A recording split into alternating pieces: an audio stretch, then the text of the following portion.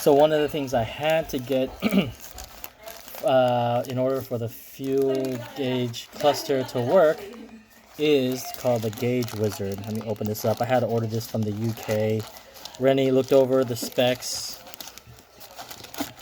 and said that this will probably work.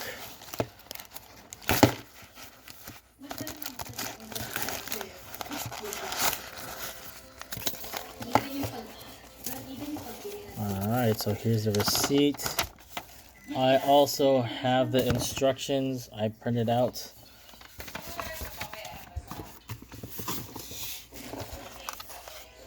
And it looks like I have to assemble it. This is interesting. Spiyda. Yep.